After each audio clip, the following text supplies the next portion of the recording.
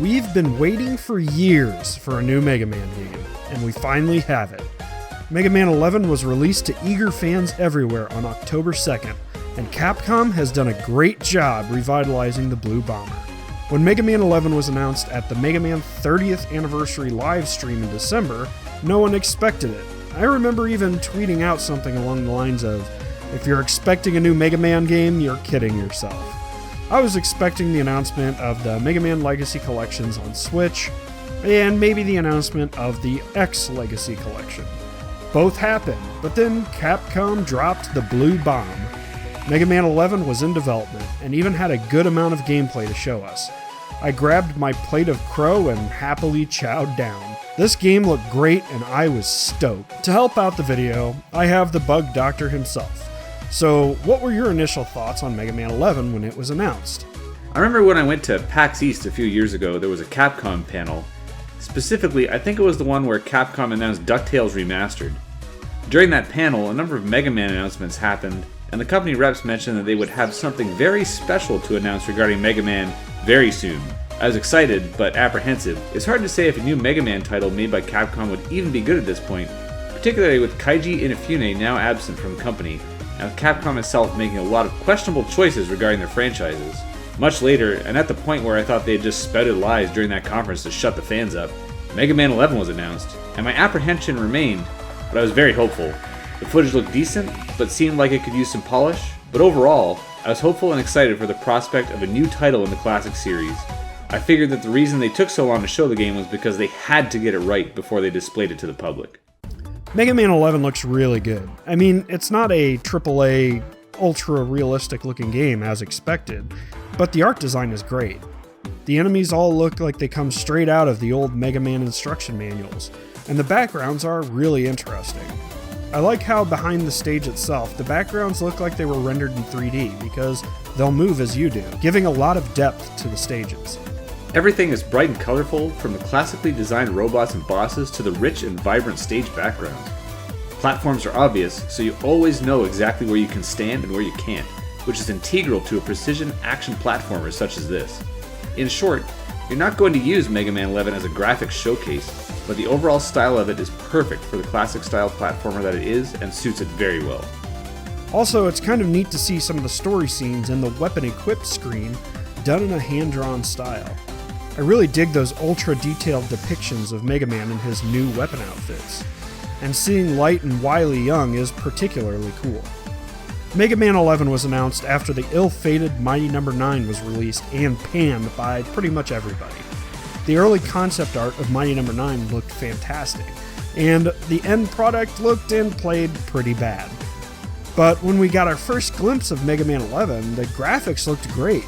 They almost looked kinda like those old Mighty No. 9 concepts that made fans believe that this was going to be the true successor to the Blue Bomber. I just found that kind of interesting. One of the most important things about Mega Man games is, without a doubt, the soundtrack. Mega Man 11's music has earned the game a lot of flack, with many people seemingly upset that it doesn't have the catchy earworms you find in nearly every other classic Mega Man title. Except Mega Man Bass. At first, I wasn't completely thrilled with the music either, and only really enjoyed a few tracks. However, it slowly grew on me, and I realized that every piece of music fits every stage very well. Acid Man's stage theme sounds like it should belong to a mad scientist, which is what he is. Torchman's strange, creepy campground level is accompanied by a haunting introduction theme, and then quickly picks up to a high-speed rocking tune which reflects well in the sections where you need to outrun gigantic walls of one-hit death flames. It all fits well, you just need to give it a bit of time. I also really like Blockman and Fuseman's themes. You can tell why these two were used in early promotional materials. They may be the strongest tracks in the game, at least in my opinion. It does kind of suck that Wily's stages only share one track, because Capcom could have squeezed some more musical goodness out of the game. There have been some gripes about the sound effects as well, and no, they aren't super recognizable sound effects that were included in the 8-bit games. And they aren't the cutesy boink and plock sound effects from Mega Man 8. This doesn't really bother me that much. I can see where you may have some problems with the game sounding like a generic sci-fi game, but it's super low on my list of things I care about with Mega Man 11. The voice acting is pretty good too. I remember not really caring for Mega Man's voice in the demo, and even switching it over to the Japanese voice for a while. But when I played the full release of the game, I actually started to enjoy it. I really like his shouts of "Speed Gear" and "Rush Coil" and stuff. And it doesn't get old because they don't do the stupid PlayStation era thing of making him grunt at every jump or attack. The Robot Masters really steal the show here, though. Every single Robot Master has a ton of puns that they taunt and goad you with during their battles, and they're always fun to listen to. Thankfully, there's a sound sampler for each master so that no pun goes unnoticed. It gives the Robot Masters a layer of personality that really allows them to stand out, even after so many Mega Man games with so many other bosses. Mega Man 11 is set up just like the classic games. Once you start the game, you are taken directly to the 8 Robot Master stage select screen. No intro level, no mid-level, no forced selection of 4 Robot Masters followed by the next 4. The new 8 Robot Masters are all pretty awesome, and all give you some really awesome new abilities, but we'll get to those later. Of course, you'll use Robot Master weapons on other Robot Masters to find their weaknesses, and after busting through all 8, you're off to Dr. Wily's castle, which adds on an additional 4 levels. Well, really 2 full levels and then 2 super short levels. In between stages, there's also a shop you can go to where you can spend bolts that are gathered from destroying enemies or exploring levels. You can purchase all sorts of standard Mega Man items, such as energy tanks and beat calls, to give you an edge in upcoming stages. Additionally, there are mod chips you can buy for higher prices. These act as permanent upgrades to Mega Man's abilities and can be turned on or off at will. For example, the classic energy balancer returns as a mod chip, which will automatically fill whatever weapon ammo is lowest whenever you pick up a weapon energy capsule. There's also a chip that increases the size of your charge shot, making it easier to hit enemies with, as well as various mods that improve your double gear system. They're completely optional and not necessary to clear the game, but they offer a lot of improvements to your base moveset. The double gear system is the new gimmick that Mega Man 11 uses to really set itself apart from the previous games. It's incorporated very well, but we'll get to that soon. I do want to point out that you can actually bring up your weapons menu on the stage select screen this time around. It's actually pretty useful for when you want to check what upgrades you have before purchasing more in the shop. Borrowing an idea from Mega Man 9 and 10, Mega Man 11 has difficulty modes. We have 4 modes, all selectable from the start. Newcomer gives you unlimited lives and gives you unlimited death invulnerability from pits and spikes. Casual mode gives you a few more lives to start the game, as well as decreases the difficulty of enemies and increases the amount of energy drops. You even get an energy drop near the end of the stage to help you fight the boss. Superhero mode forces you to get through each stage without any power-ups scattered throughout the levels, and no drops from enemies except for bolts. Normal mode feels just right in comparison to the difficulty of the classic titles, and will provide a satisfying challenge without completely disheartening players. Finally, there are a ton of extras to unlock and explore. Various types of challenges for each stage are available, which all have bronze, silver, and gold medals to earn. Time attack is straightforward, requiring you to clear stages in a specific amount of time, and the playground lets you fight the bosses to see how quickly you can clear them with a full arsenal. There are other, more unconventional challenges as well though. In Jump Saver, you have to try to get through a stage while only using a specific amount of jumps to earn your medals, and Buster Breakdown forces you to be a pacifist, where a gold medal will require you to fire the lowest number of times that you possibly can. These types of challenges are very interesting and turn the stages more into a puzzle, while also forcing you to explore your moveset and weaponry to learn how they benefit you. These skills can transfer over to the main game as well. There are also various achievements to unlock and database entries to read, so you'll be working on extras for a while if you choose to go down that path. And of course, the most important part of any Mega Man game is how it plays.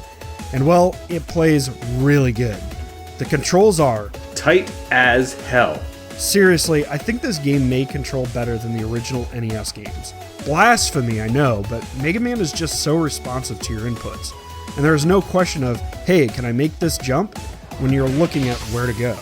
As cliched as the saying goes, if you die, you know it's your own fault. You can even use the Mega Shuffle to gain a Mega Toehold for those pixel-perfect jumps. The flow of the game is also very smooth. Mega Man 11 introduces the weapon selection wheel, which allows you to pick whatever of the 8 boss weapons you want simply by moving the right control stick in the proper direction. You can still swap between powers using the shoulder buttons if you like, but the fact that all 8 weapons are always at your disposal opens up a lot of great gameplay options. Quickly switching to certain weapons for the right situations feels great, even though it might take a while to get the hang of it. You can still pause the game and pick your weapons yourself as well, but it's nice that quick selecting without pausing is so smooth. Clicking the right stick inward will revert Megaman back to his standard weaponry as well. It's ridiculously slick. The other quality of life gameplay change that was made is that you can now immediately call Rush with the push of a button. No more needing to switch to the Rush items as if they were their own weapons. If you need to jump to a higher platform, hit the button to call Rush immediately. That means you still get to keep your charge shot charging and can blast it at the peak of your jump if needed. Same with Rush Jet, you can continue blasting away as normal. Weapon energy capsules will automatically refill Rush's energy when you have no weapon equipped, which is good because Rush Coil and Rush Jet share the same energy bar. This just saves so much time and it flows into the gameplay so well that you wonder why Capcom never added this to previous games. The gear system offers a bit more depth to how you play the game as well, and it's a welcome addition to the formula. Triggering the power gear will increase Mega Man's damage output while it's active, and also gives special weapons some added effects. The speed gear, on the other hand, will make enemies, platforms, and projectiles slow down so that you can weave your way past them or outgun them. Finally, when Mega Man is down to 4 energy bar notches or lower, you can activate both gears at once, giving you a last-ditch attempt to survive whatever it is that's thrashing you. These gears are completely optional and you can certainly clear the game without even using them, but they give you a great edge in certain situations. And of course, the Robot Master weapons, the glue that holds the Mega Man formula together. I will say, these are some of the best weapons in the series. It's the first Mega Man game where I personally really relied on certain weapons to help get me through. I'm a bust first, test with Robot Master weapons later kind of guy. But in some situations here, it's just easier to throw some blocks from the sky to clear the path. Or use the pile driver to break through enemy shields. Or use bouncy balls or an ice storm to clear the room of enemies. The weapons are all fun and have some fun usages. Like, did you know that you could use the bombs from Blast Man to blow up the block obstacles in Block Man stage? Or you can use Torch Jutsu to blow up crates in Blast Man stage. There's a lot of uses for these weapons and they're all fun. What's more is that you can use the power gear to power up some of these weapons, as mentioned earlier, so that they do more damage or cover more of the screen and so on. And being on that weapon selection stick that BugDr talked about earlier just makes switching between the weapons flow so much better. That's the thing about Mega Man 11. It just flows so well. Everything that kind of made gameplay come to a halt in previous games is, well, it's still here as an option for the die-hard fans of the classics. But you no longer have to open your menu unless you want to use an E-Tank, for example. Everything can be accessed during gameplay, and that just makes the game so much smoother and responds so much more quickly. It's just a slick game. Finally, there's one more very simple but great change. Picking up health and ammo doesn't stop the entire game to let your energy bars fill up one notch at a time anymore. This may reduce some of the nostalgic Mega Man feel, but also prevents you from doing a stupid input error because all of the action stopped as a result of picking up a health item. One thing I've been trying to figure out with Mega Man 11 is where I rank it among the other classic games. Man, it's hard, but it's gotta be near the top for me. There just isn't a lot I don't like about the game. The nitpicks I have don't really hurt the game at all. I think I would still rank it below games like Mega Man 9 and maybe Mega Man 3, but it may have a lot of the classic NES games beat. Mega Man 11 surprised the hell out of me. I was expecting a good game, but not such a great one. I think if there was anything that could push it over the edge for me, it would have been just a bit more. The level design is pretty safe without any diversions or alternate paths. No real secrets to find. Had Capcom added in a few more things like that, it may have taken the top spot for me. Not that secrets or alternate paths were a huge inclusion in older Mega Man games, but it just would have been a cool addition. Overall, it feels amazing, it plays great, it looks great, it sounds great, it's just a damn great Mega Man game. BugDr? I was just as surprised as you are, honestly. I wasn't sure what to expect. What I got was one of the tightest and most replayable modern action platform games I've played in recent memory. In the grand scheme of Mega Man games, it's pretty straightforward as you mentioned, but some of the best and most widely loved Mega Man games are the straightforward ones. Mega Man 11 is no slouch, and is easily a very worthy addition to the franchise. I'm stupidly impressed that Capcom managed to pull this off so well. That's all we have, and all we're trying to tell you is go play Mega Man 11 because it's an amazing game. If you haven't played it already, you're missing out. So do yourself a favor and grab it ASAP. Thanks for watching, guys. Later.